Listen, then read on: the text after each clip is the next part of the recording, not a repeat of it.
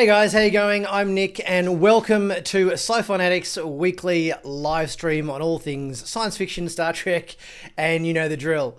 I hope everyone's keeping well out there, keeping safe in this crazy world we're in now.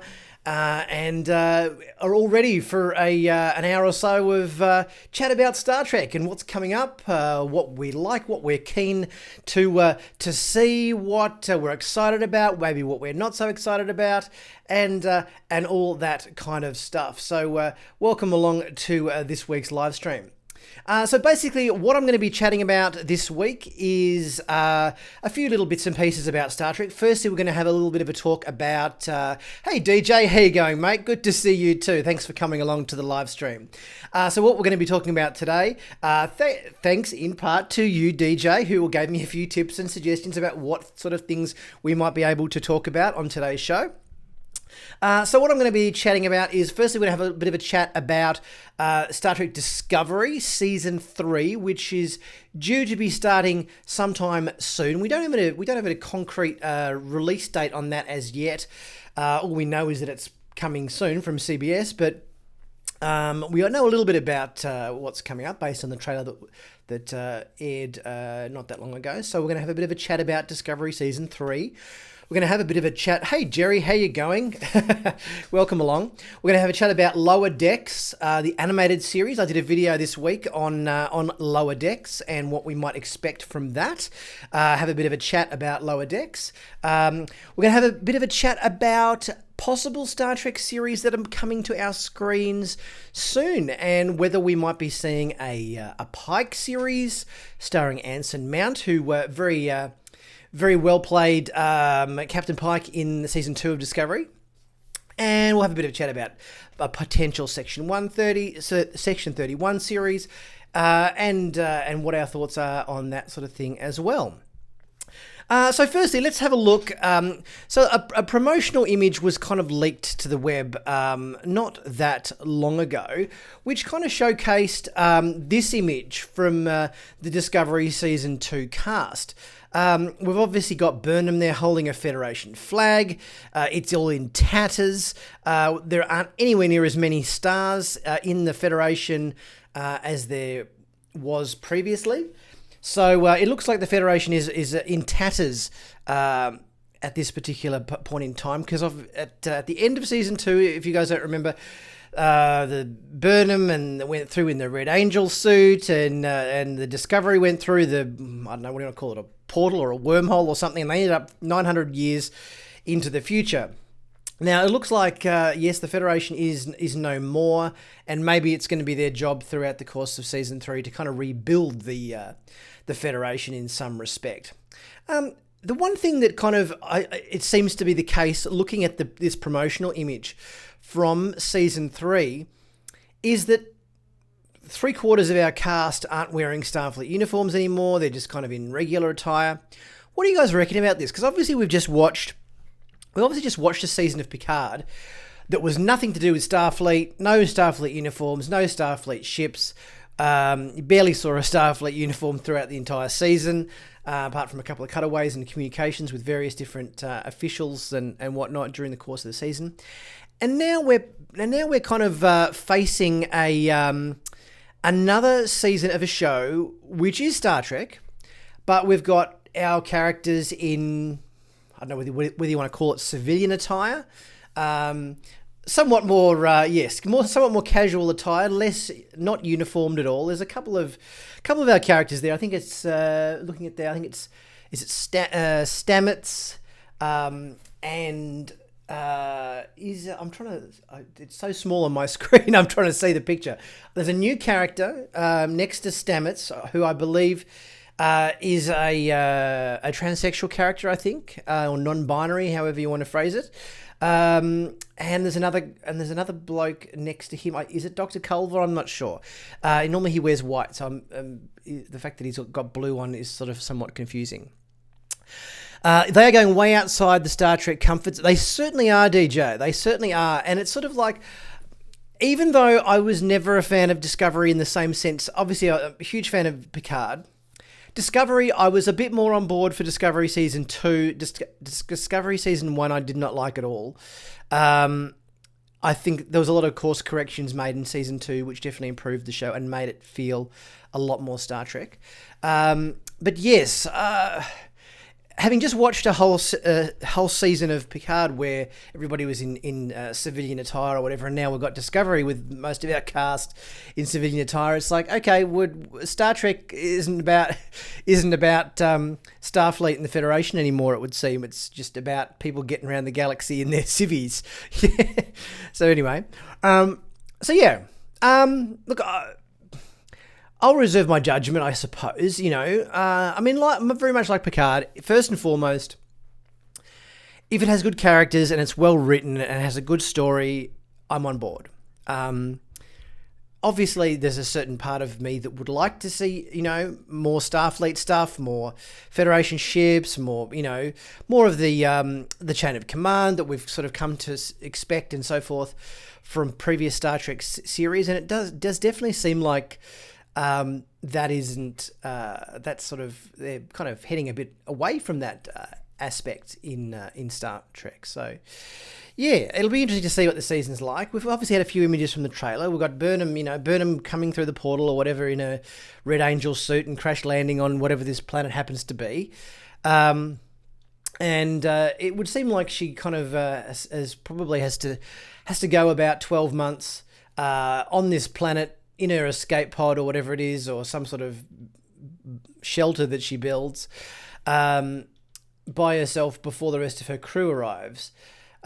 She's looking a bit distraught or whatever here. This photo kind of... I remember seeing this photo from the trailer where Burnham just looks like a surly 16-year-old girl looking at her bloody Snapchat or Instagram,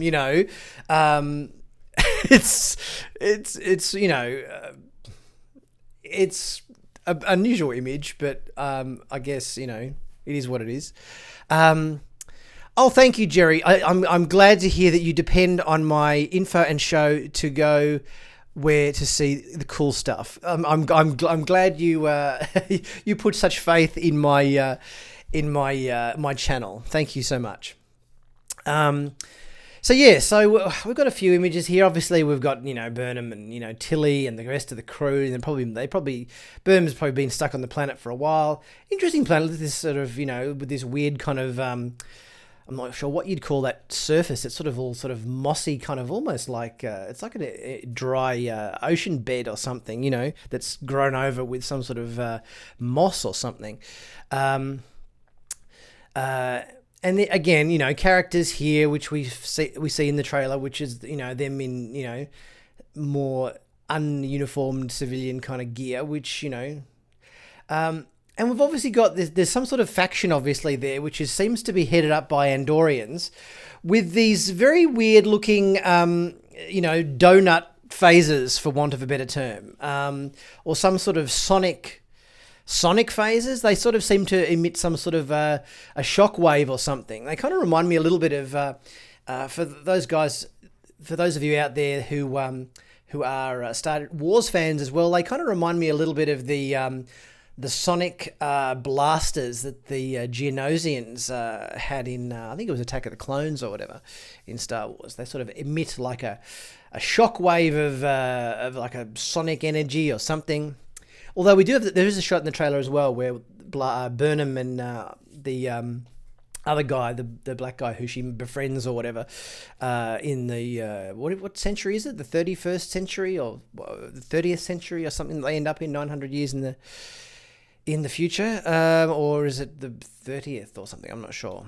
So yes, it seems like there's this sort of faction now. In this was kind of an interesting shot in the trailer because we've got Andorians, we've got a human, we've got a Cardassian, we've got Morn. What was Morn? I can't remember what race Morn was from DS9, but we've got a guy who looks like Morn in here, and another Andorian.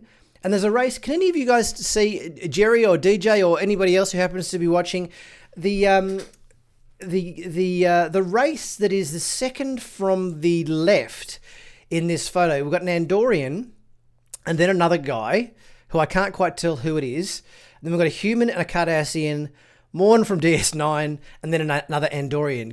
Hey Jennifer, how you going? Glad to have you along to the live stream. We're just trying to work out whether the race of on this image here from the Discovery Season 3 trailer, whether the race second from the left is anyone we've seen before, or whether it's just a new race we haven't seen before. I'm not sure. The others we kind of all have, but yeah, this one we haven't. So if anybody happens to know what race this second from the left character is in this image, please by all means drop a message and let me know, because I can't tell whether it's too blurry or somewhat indistinguishable. So yeah, any ideas, let me know. And obviously the Trill are going to play a bit of a part in Season 3 Discovery, because we've obviously got a pool, a Trill pool here where they do the whole symbiote thing, as we saw with Jadzia Dax and whatnot on DS9. So whether they got to lie in the pool and the Trill symbiont, comes and bonds with the human, or not human, but the humanoid host. And we've got a bunch of Trill people here, so obviously there's going to be some sort of Trill involvement in this season. So be interesting to see what that's all about. This is our new character. I'm not sure what her name is, or her name, his name, her name, their name. I always get mixed up with what terminology you're meant to use with non-binary people. This is the new non-binary or transsexual character, or whatever it is, from Season 3 of Discovery. I think it's they. I think you're meant to say they as opposed to him or her or whatever. So yes, which will be interesting to see. Hopefully, I'm all for all characters, no matter what their sexual orientation is, whether it be, male, female, bi, gay, lesbian, LGBT, whatever, just providing it's not too, soapboxy, happy to have any characters in Star Trek at all. It's a very inclusive and diverse world that Star Trek is. Just hopefully it's not too, political and too making a statements and standing on a soapbox about it. Just let them be in the show and be included and inclusive to the storyline without being too preachy about it, which I think is a good way to look at it. And this is obviously the Federation flag as it exists 900 years in the future. I'd like going back or whatever, Trill Origins. Yes, Jen, I agree. I would love to see some Trill Origins too. We got a little bit of a hint at those in DS9 with the whole Jadzia and Ezri Dax, and there was a couple of episodes that were sort of Trill focused in DS9 that went into their sort of culture a little bit. But yeah, it would be good to expand upon that for sure. But yes, obviously Burnham and her new friend here are looking at the Federation flag with a bit of it's not what it used to be kind of deal. But it would seem like from the gist of the trailer that Burnham obviously is going to do something and do what she can to try to maybe ignite the fire that was the Federation again. And it will be interesting to see what plays out in that. Now, some of you might have seen during the week, I put a video out, just a bit of a rundown on Lower Decks. This is our next Star Trek series that is coming soon. Now, I know that... I'll just answer this question from the live chat. DJ asks, what is Burnham's purpose in the 23rd century? So do you mean the 23rd century as in the century they were in season 1 and 2, DJ? Is that what you're referring to? Or are you referring to where they end up in season 3, which is 900 years into the future? We'll get back to that. So yeah, some of you might have seen my video I popped out during the week. If you haven't, I'll put I'll put a link in the description below of this live stream for those of you who are catching up on it at a later date. We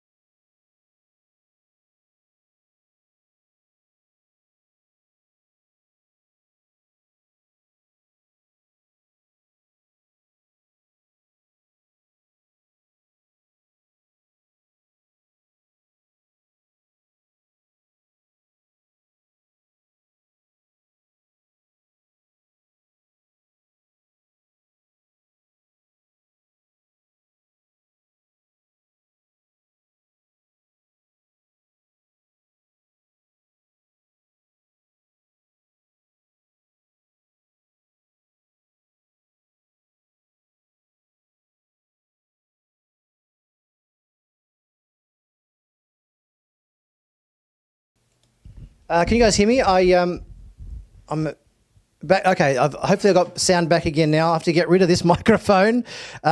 This microphone I have to get rid of because it appears to be not working. I'll have to switch to this one. So hopefully you guys can hear me okay through this mic I'm on now. So yes, where were we? We were talking about the. Hang on, here we go. We were talking about, where do we get to? Hopefully you can hear me. Good. I'm glad you can hear me now. We got to lower decks. That's right. Okay, so with lower decks. So yes, hopefully I'll leave a link in the description if you haven't seen it. But yes, what do you guys think about lower decks? We obviously had a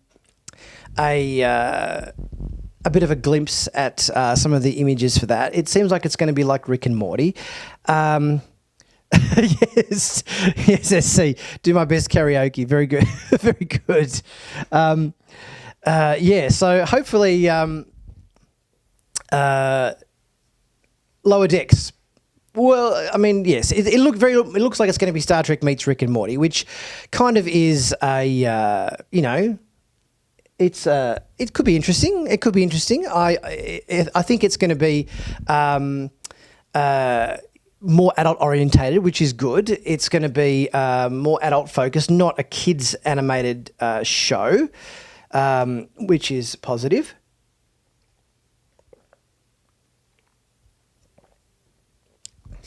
The characters are interesting.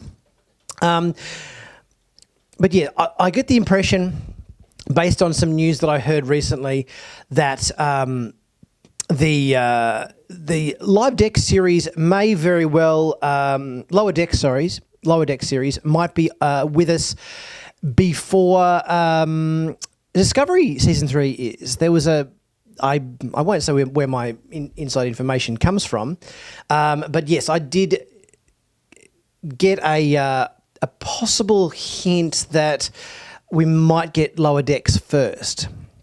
So yeah, Jen says she's interested. And I'm all for it. I've never watched Rick and Morty until recently, but as subversive as it is actually clever sci-fi. Yeah, okay, SC, yeah. I kind of agree. I've watched a few Rick and Mortys. I haven't watched all of them, but I've certainly watched a few episodes. And yeah, it's fun. Obviously it's more of a play on Back to the Future with Doc and Marty, but it's kind of clever. Yes, I agree. It probably will be dumbed down a little bit. I know it's not going to be as I know it's not going to be as sort of fart jokes and adult humor and so forth. I think they're going to kind of maybe clean it up a little bit for what Star Trek is, which we know, I guess, is what you would tend to expect. Now, Pike Series. What do you guys think about a Pike Series? I think when I was watching season 2 of Discovery, when I was watching Pike and Number One and Spock and whatnot, I thought it was the best part of season 2 Discovery. It was every time these guys were on screen, it felt a lot more like Star Trek to me. I enjoyed the characters. It was kind of almost, it was what I wanted Discovery to be. In fact, I remember watching season 2 and thinking that these are the people who I want to be watching. There was always a little bit of half of the characters from Discovery, as a big Star Trek fan and someone who's obviously watched the show right from the start, it always seems odd to me that half the characters in Discovery I have no idea what their names are. There's bridge crew that are in every episode, yet have no idea. Like there's an Asian guy who is in the tactical position or communications. I think there's the girl with the bionic implant in her face. There's the African American character, and I honestly could not tell you what their characters' names are. I've watched every episode, so I remember watching season 2 and watching Pike and Number One and Spock and all that sort of thing, and thinking, I want to see more of these guys. So it seems like there are little hints going around that this might be we might actually get our wish, so to speak, in the sense that there have been little hints going around that that a Pike series might be in the works. Let's just see what you guys have to say in the comments section. Pike will be CBS caving into the OG fans' episodic Hope Punk Trek. Okay, I'd like to see a Pike series. Yeah, I think. But if it becomes available to watch outside of USA, I'll definitely give it a shot. Yep, okay. I think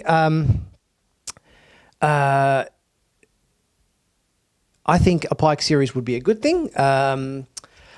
I think Anson Mount had an incredible screen presence as Pike. I'd definitely watch more of him in a self-contained Pike series, showcasing the Enterprise's 5-year journey or whatever it was before Kirk took over.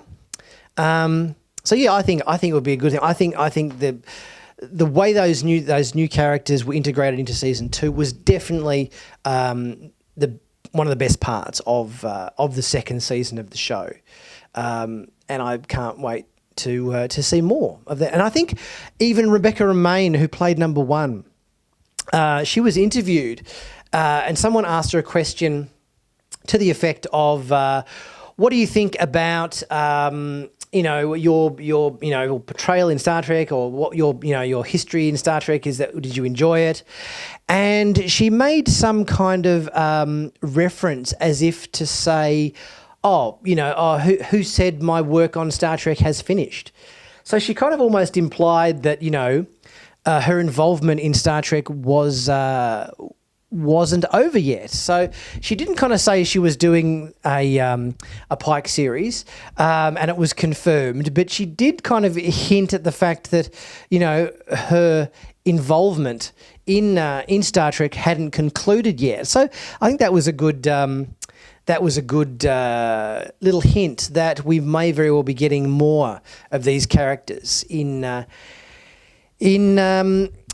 future either self-contained series that's all about Pike and his crew, or maybe they'll incorporate them into Discovery again somehow. I don't know, but yeah, I think it can only be beneficial for Discovery to have these characters in the show.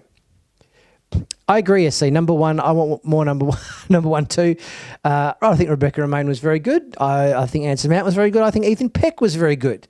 They were all very good. Now, what do you guys think about a Section 31 series? There've been these mumblings going around about a Section 31 series with Michelle Yeoh.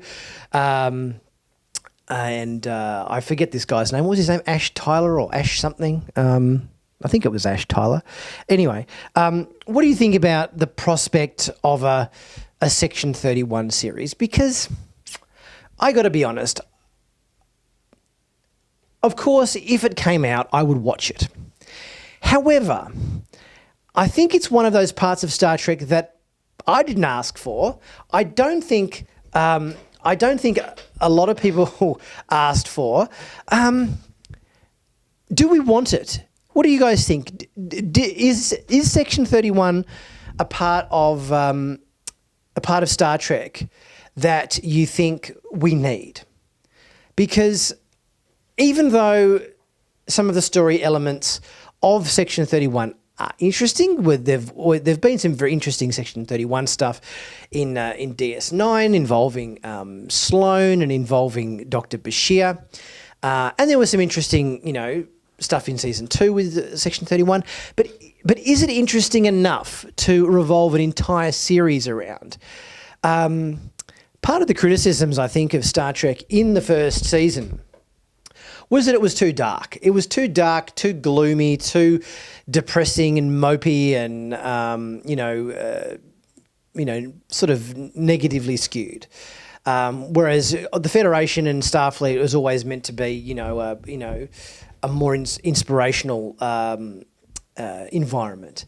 And I think Section 31 is always that kind of dark and, underhanded and, backstabbing and conniving kind of organisation hey, Cosmac, how you going? Welcome along. Is very, is it a series? What do you guys think? Is a Section 31 series something you are interested in, or is it kind of like, didn't ask for it, not sure how much of a longevity it would have in Star Trek, how much mileage you could get out of it, and is the tone and flavour of it really going to be the Star Trek that we want? I pose that question. Just looking back through the live chat here.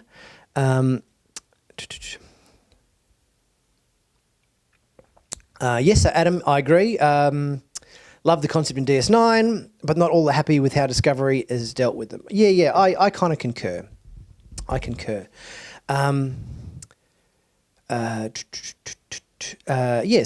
I think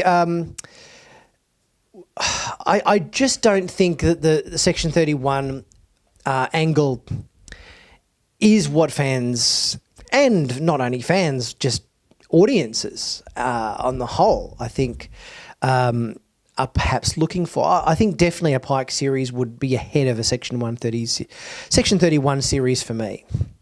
So yes, Adam says, I have no issue with dark and heavy tone. I love that, but Discovery brought them out of the shadows. Even Amanda knew of their existence. Yes. Yeah, okay. Look, I think first and foremost, I think with any of these shows, I think if it's got good characters, if it's well written, if it respects canon, it's going to be something I'm going to want to watch. I think they're the main beats you want to hit. Interesting characters, a well written show, good storytelling, and something that resembles, Star Trek. I don't think you can just slap a Star Trek badge on any old show, just because it's in space. You can't do that. There has to be certain ingredients that make it, undefinably Star Trek.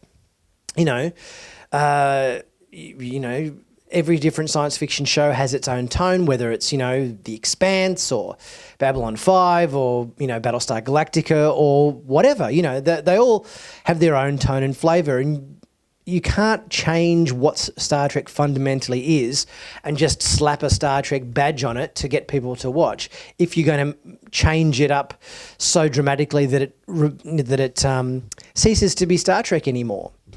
But we'll see. We'll see. Cosmax. Okay, just looking back at the chat. I think it makes better plot element in overall tone Trek style. Yeah.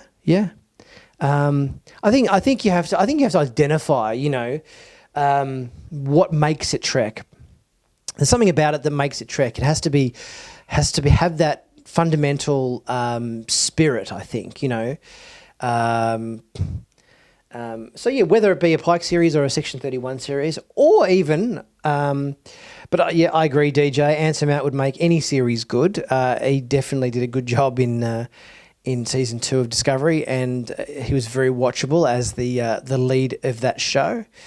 The other series that I've heard that they've been sort of discussing the possibility of, and have been talking about whether they bring into the Star Trek universe, is a Starfleet Academy series.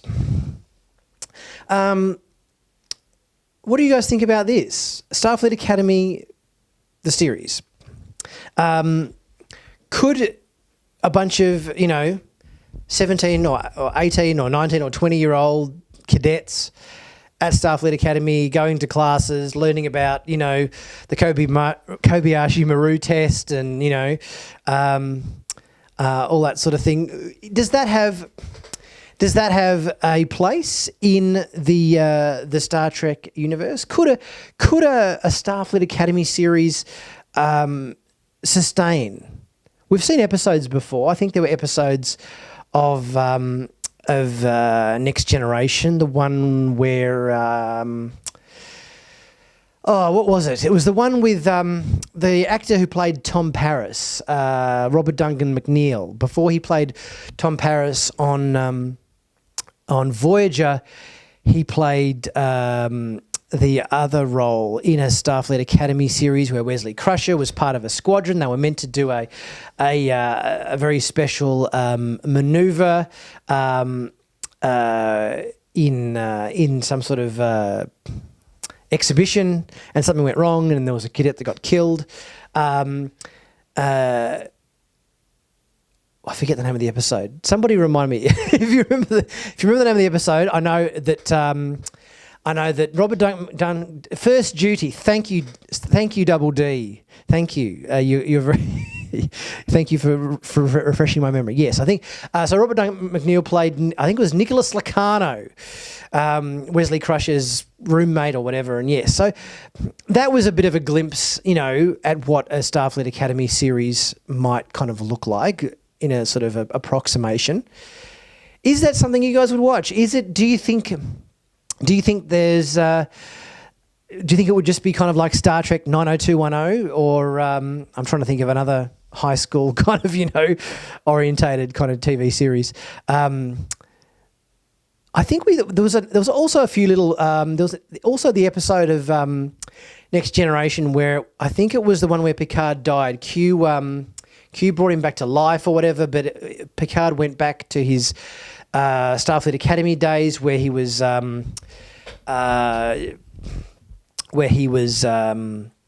with his old classmates. He appeared old, but his classmates were young, and he got stabbed through the heart by a Nausicaan knife in a bar fight or whatever in that episode. So there was another few little bits of Starfleet Academy, in that, which was interesting. What else? Just looking through the live chat. In terms of other series, I agree, Jen, that a Fenris Rangers. Let me just hang on. I'll just with chat. A Fenris Rangers series. We don't know anything about the Fenris Rangers. I think before we got a Fenris Range, I'm just going to close. As you guys can probably see, the sun has moved around here, and it is coming straight through my window. It wasn't there when I started because, so I'm just going to close these blinds before I get blinded. 2 secs. There we go. That's better. Sorry about that. I'm just suddenly getting blinded by the sun for a minute there. I think we want to see the Fenris Rangers in more detail in Star Trek Picard Season 2. I think they were established enough in Season 1 of Picard, where we kind of got to see a little bit about their ships, and we had obviously 7 of 9, and we talked about a bit of their history and that she'd been working for them. I think it would be good to maybe whatever the crew of the La Serena ends up doing as their main mission in Season 2 of Picard. I think even if it's just for one episode, let's just... I'm assuming that 7 of 9 is remaining with the crew, as opposed... Because we left the end of the last season with her at the helm of the La Serena, that she's not just kind of like, oh, we'll just drop you back at the Fenris Rangers headquarters and be on our way. I kind of would like to hope that she's going to hang around and be part of the crew for season 2. But yeah, it'd be good, very good. I think it'd be good to see. Before we get a Fenris Rangers series, I think let's see the Fenris Rangers in a bit more detail. Let's introduce them a bit more, perhaps in season 2 of Picard.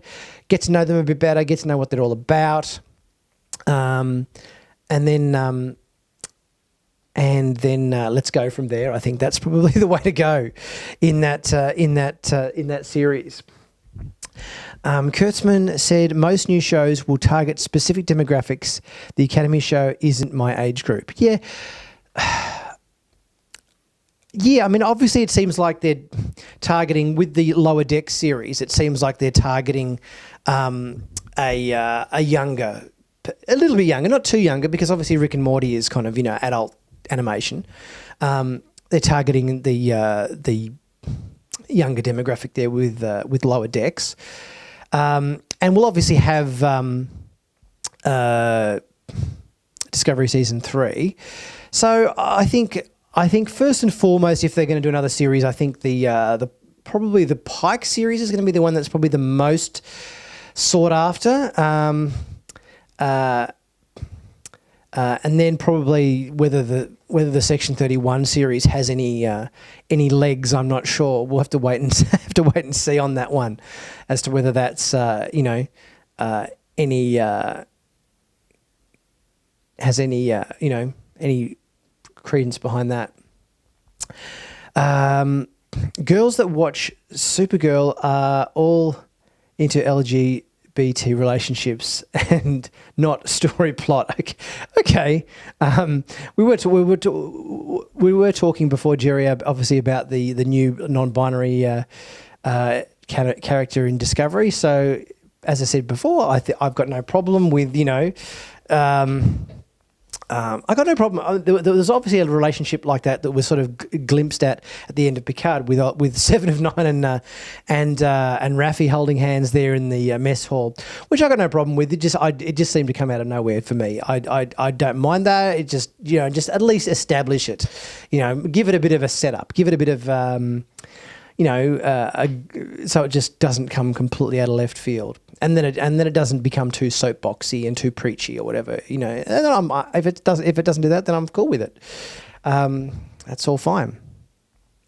The Pike series is aiming for the CSI demographic.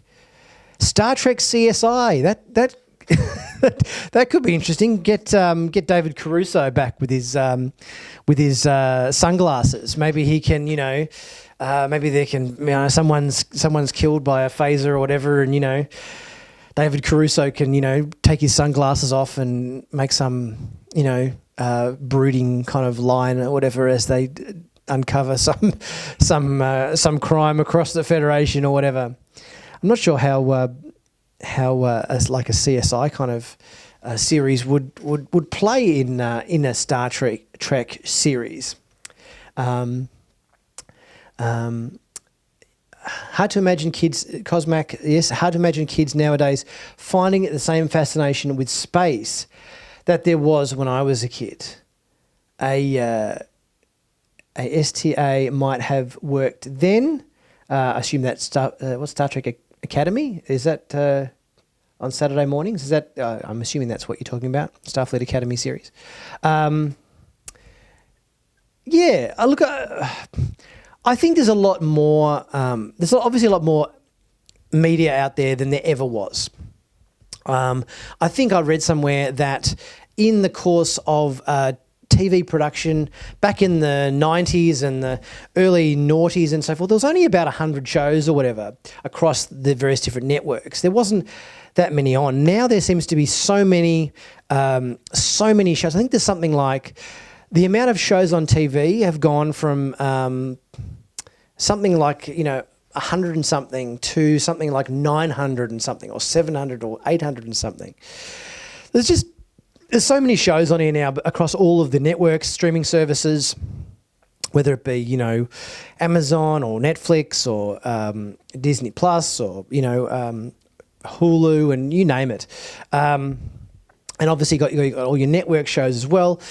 It's just very hard to keep up with them all. And I think to some extent, kids watching shows now maybe aren't... maybe they're not, really attaching to shows, like they used to, because we used to watch a show and watch every episode. And then obviously there was so little shows on TV, perhaps back then, as you'd watch a show, 2 or 3 times over and really kind of, fall in love with it. Now it's kind of like watch a show, move on to something else. It's that constant swiping from one show to the next, and that constant, need that audiences perhaps have these days to be constantly entertained by new content. And the second that content is finished, it's move on to the next one. I think, you need to really get an opportunity to fall in love with casts and crews and characters and, shows to a greater extent, I think. And it's, and it is hard to keep up with all the different shows on TV. I mean, from my point of view, I only just started watching The Expanse. That's 4 seasons in, and now that Picard finished, I kind of needed my my hit of science fiction, so I started watching The Expanse on Amazon. So and that's been on for 4 years. So it just shows you that it's hard to catch up with all these sorts of things. What a Star Trek Karate Kid. Yes, interesting. Yeah, whether some sort of martial arts thing. I think let's actually Star Trek Karate Kid would be best as if you guys haven't seen it yet, check out my chat interview with Evan Evagora, where we talked about Elnor and his character in season 1 of Picard. He wanted to have a scene. Evan wants to do a scene with Worf in either season 2 or a future season or whatever of Picard, where perhaps Worf is maybe teaching Elnor a thing or two in terms of hand-to-hand combat. So maybe we could have talking about Star Trek Karate Kid. Maybe we could have a moment there where Worf is kind of like the old Mr. Miyagi character, and Elnor is the Daniel-san. And yeah, there's maybe some sort of schooling to be had there with Worf and Elnor in Picard. I think that would be an interesting scene to see. I'd definitely watch that. A cop show would be interesting. Yeah. If it was done right, sure. I think there's always been a skewing in TV. There's always been a lot of police shows, a lot of hospital shows, and a lot of legal shows. They're the main 3 professions that that TV has kind of tended to focus around. Mind you, it always kind of strikes me. There's always been so many, hospital-based shows and legal shows and cop shows or whatever, you'd think that, you know, if somebody came to a network and pitched another cop show or another legal-based show, the producers at the network would kind of just say, "Oh God, no, we've already got 5 of these shows on or whatever. We don't need another one." But they just seem to keep, you know, ticking the box. Yep, okay, another show. Keep going. Keep churning them out.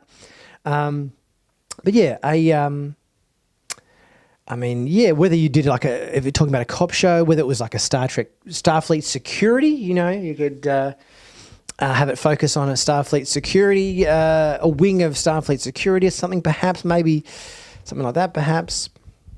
I agree. Yes, Jen, I'm glad you also agree you want to see Elnor and Worf. That would be Elnor's son. Yes, it would be good to see. Hopefully, I think definitely Worf would be Worf and Geordi, I think, would be good to see in season 2 of Picard, because we know from season 1 that Geordi is still around. There was a lot of questions going around that Geordi might have been killed in the whole Utopia Planitia attack, because we know Geordi was behind the construction of the starships at Utopia Planitia. That was his job, the Romulan evacuation fleet. And there was a lot of questions going around, oh, is Geordi dead because the shipyards got destroyed, you know? But no, we know that Geordi's alive because Zhaban said to Picard, you know, you need to ask Geordi or Worf or whoever for help. So we know that Geordi's still around because Zhaban wouldn't have offered his name up as a potential person to help Picard in episode 3 or something, I think it was, of Picard. So we know Geordi's still around. From the book that came out not that long ago, someone have to remind me of the title of it. I haven't read it yet. It's written by Una McCormack. I think it's got honor or duty or something in the title. It's the book about Picard's history around the time of the whole Utopia Planitia attack thing. And I've completely... What was I talking about? I've completely lost my train of thought. What was it talking about? Someone refresh my memory. I was getting to a point about... I'll have to move on. Worf is getting up... Oh, yes, right. Geordi. That's right, Geordi. Yeah, so we know Geordi's around. We know Worf's around. That's right. The book. Sorry, I got back on my track now. From this book, we know that Last Best Hope. Yes, thank you, Jen. Geordi has a hologram wife. Yeah, poor Geordi. Poor Geordi. He never had the best luck in with the ladies, did he? He didn't have the only relationship he had in the entire course of Next Generation was that of a holographic engineer. What was her name? Leah Brahms or whatever. Poor bloke. He just spent too much time in the engine bay of the ship, you know. But yes, we know that Worf. I'm getting to my point. Worf became the captain of the Enterprise E when Picard left. So when Picard went off to captain or admiral the Verity to take over the whole Romulan relocation effort, Worf took command of the Enterprise E. So the question is Worf still the captain of the Enterprise E? And has anybody, Jen, have you read the book there that we're talking about, The Last Best Hope? And if so, does anybody know who Worf's first officer was on board the Enterprise E? Oh yes, Harry Kim. Yeah, he was very ambitious.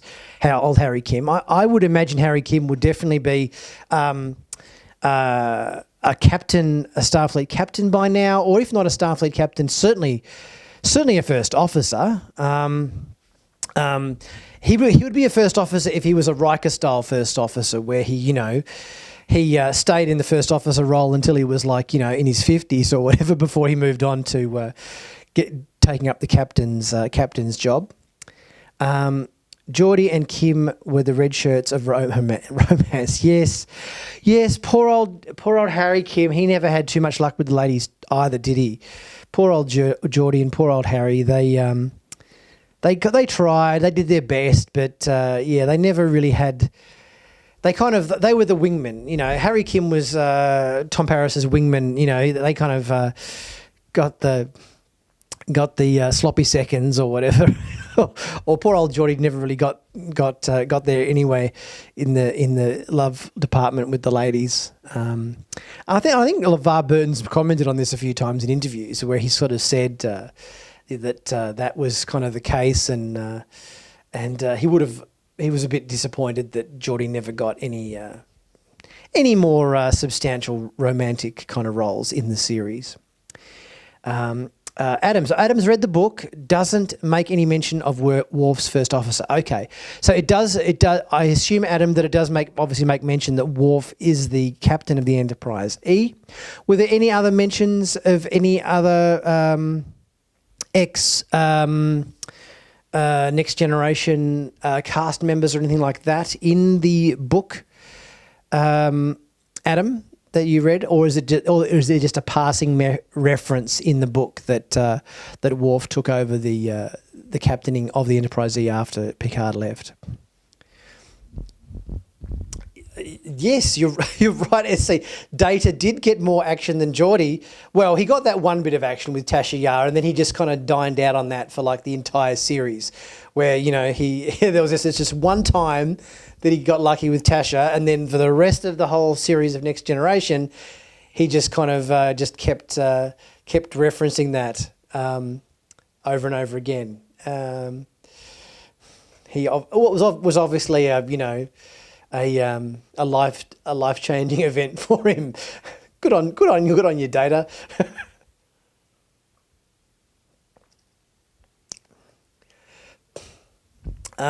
So I think either whether we see Data or not Data, whether we see Worf or Geordie in season 2 of Picard, I think either of them are going to be welcome. I mean, really, as I've said before, seeing any former Star Trek character, no matter what series it's from, whether it's from Next Gen or DS9 or Voyager, is going to be a welcome addition. And I think that's one of the reasons why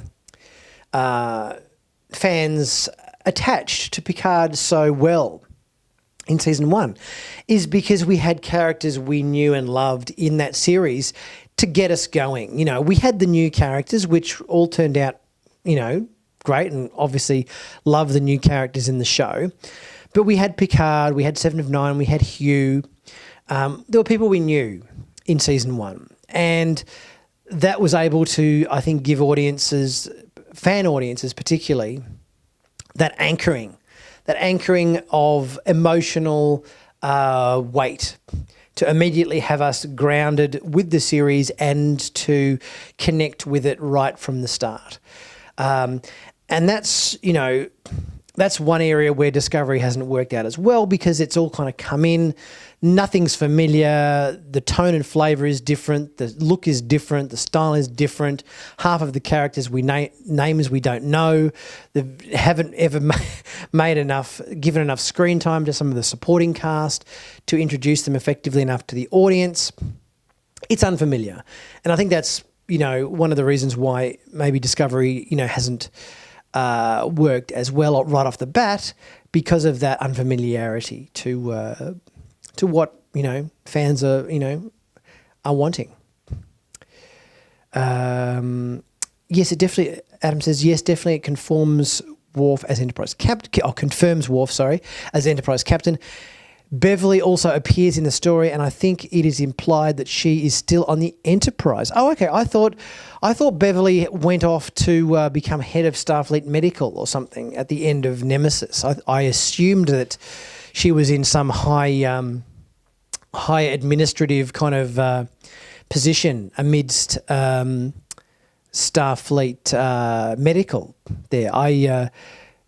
But that seems unusual that she would go and become head of Starfleet Medical on Earth and then go back to the Enterprise to be chief medical officer on the Enterprise with Worf again. I don't really there was never really a huge, correct me if I'm wrong, but there was never really a huge bond or that many kind of big scenes between Worf and Beverly, was there? I think those two characters never really were best mates or anything like that, or best friends, Beverly and Worf. I can't see Beverly rushing off to become the administrative head of Starfleet Medical, as she did at the end of Nemesis, and then returning as the chief, as the doctor on board the Enterprise again under the command of Worf. That sort of seems like a bit of a backward step to me. I'm not sure whether that's the case or not. I haven't had a chance to read the book yet. Beverly moving to Earth was a deleted scene from Nemesis, so not strictly canon, I guess. Yes, that is true. That is true. That is true, Adam.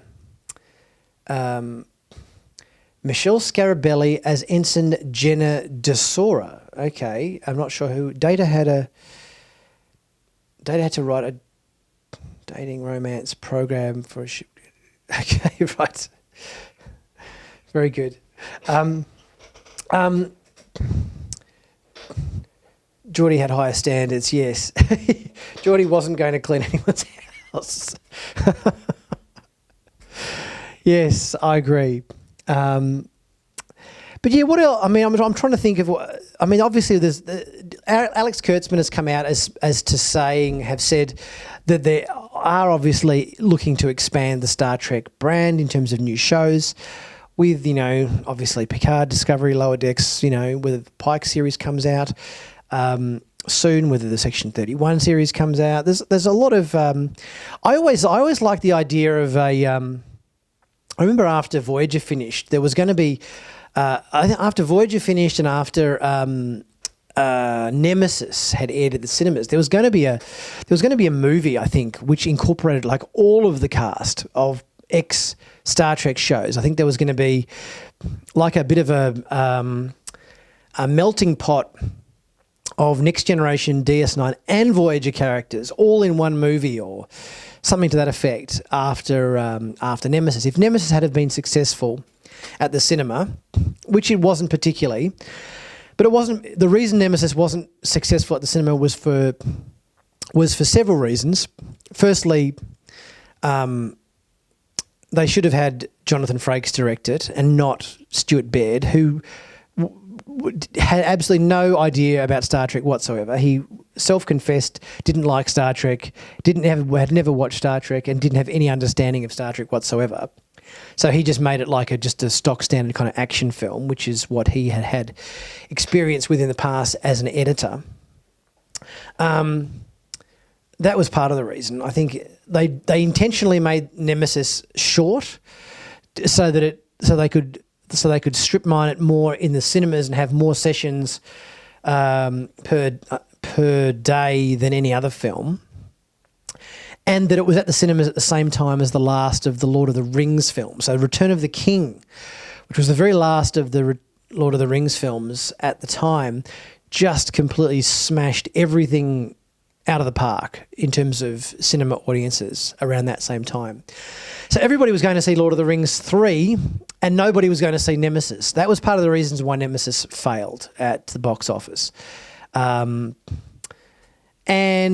yes, if it had have been successful, the follow-up movie would have been a montage film incorporating cast members from Next Generation, DS9 and Voyager. So that's I always found that intriguing. I always thought, what would a series with former characters be like if we brought together, you know, a couple of characters from Next Gen, a couple of characters from DS9, a couple of characters from Voyager, you know, and put them in a pot and mix, you know, see what happens. And I think we got a little bit of a hint. We got a little bit of a hint at that, you know, in Picard with some of the scenes in Picard season 1 between Seven of Nine and Picard. Comparing their experiences with the Borg were some of the best scenes in the show. So, I'd watch that. That would be, I think, I mean, it obviously is a big fan. Would be a big fan service episode, I think, which studios probably wouldn't be that too keen on, particularly in the context that most of our cast members are at least 50 something plus. I think I think Jerry Ryan's early 50s. Harry Kim would be in his early 50s. Tom Paris would be in his early 50s. It's sort of every character would be 50 plus. And I'm sure studio wouldn't be too keen on doing a show with all 50 plus year old actors. A melting pot movie like that would have been a great way to celebrate the 50th anniversary. Yes, Adam, I agree. And if it wasn't a movie, do it as a miniseries. I reckon a miniseries as a 50th anniversary thing would have been fantastic. You don't even have to do it as a series. Just do it as like three. Maybe like a short series. Maybe 3 or 4 1 hour episodes, like a mini series, an event, a TV event would have been fantastic on Netflix or something like that to celebrate the 50th anniversary. Nemesis was a step up from Insurrection, but Insurrection was poo. Yes.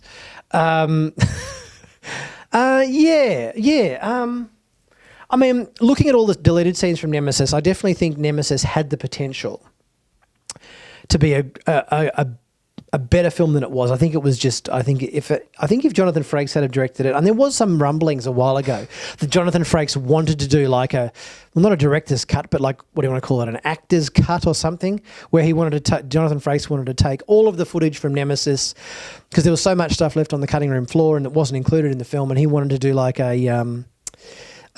a special edit of Nemesis, that was kind of a bit more character driven and not quite as action driven, which would have been interesting to see. I agree, Jen. I think it's pretty much agreed that First Contact is the best of all of the Next Generation movies. I think that's kind of a given. I think my order in terms of favourite movies would probably be First Contact, then probably Generations, then Nemesis, then Insurrection, I think, would be my probably order. Look, I know I agree. Hey, they look great for their 50s. I mean, yes, I completely concur. I think Jerry Ryan looked amazing, considering she's 51 or 52 or something. She looked fantastic in Picard, and let's face it, 50 is the new 40. That's what I'm saying anyway. Not that I'm 50 yet. I'm still in my 40s, but I'm going to say that yes, that's definitely the case. And look, I think there's probably some actors. I think some actors are probably aged better than others, perhaps. But yeah, look, as I said, I don't think anybody's going to shy away from any guest stars of any Star Trek actors at all in the series. They do look great for their age. So that's pretty much. I guess that's sort of it. Unless there's any other topics of conversation you guys want to have a bit of a chat about. We're over the hour for today, so probably wrap it up. As always, Jerry Ryan was an ex-BILF. Yes. ex-BILF. I love it. I love it. Well done. Indeed. Absolutely. So yes, as always, guys, thank you so much for coming along to the live stream. I really appreciate everybody's support of my channel. Things are kind of a bit quiet at the moment. I haven't got as much news to report as I would like to. I'm staying very very on target with Star Trek news, and I honestly would have thought that CBS would have kept the ball moving a little bit more than they have. Once Picard finished, I thought they would at least come out with maybe a full trailer for Discovery Season 3, or maybe a full trailer for Lower Decks or something like that. But we're sort of left in a bit of a holding pattern. There's no new Star Trek news at all, it would seem, at the moment. So I'm staying very attuned to all the news sources that I keep abreast of, and as soon as I hear any kind of news or information about any Star Trek information, no doubt I'll let you guys know about it as soon as it comes out. No, thank you. It's my pleasure, Cosmac, and everybody here to keep everybody passing the time in quarantine. Obviously, everybody's stuck at home, myself included. Everybody around the whole world is in social isolation, so it's good to be able to tune into a live stream and so forth on YouTube and discuss, science fiction and Star Trek and all that sort of stuff we're all passionate about. So wash your mitts, you filthy Trekkies. Yes, absolutely. Keep your hands washed, and keep that 1.5 meters or 6 feet distance between ourselves, as we're meant to do. And stay healthy, everybody. Before I go, I do have some news. I don't have some concrete news, but I have been putting the feelers out for another interview. I've had a couple of nibbles. Nothing is confirmed yet, but for those of you who saw my interview with Evan Evagora, if not, I will put a link in the description. Check it out. I might, if I'm very lucky, have another interview to do with another Picard cast member. I'm not going to say which one just yet, but I'm currently in talks with their agent. I'm currently in talks with somebody's agent about the possibility of another interview with another cast member. So I very much hope that in a week or so to come, I might have some news to announce to you in that regard, and hopefully I'll have another cool interview chat with another cast member to do. I won't say who it was. Thank you, Justin. Thank you. I'm glad you think my interview was awesome. I thoroughly enjoyed it, and I'm glad that I'm helping everybody with lockdown blues, as you say, Jen. So again, thanks everybody for coming. If I have some more news about upcoming interviews and upcoming Star Trek news, whether that be about Discovery, Lower Decks, or whatever, I'll have that news to you as soon as I hear it.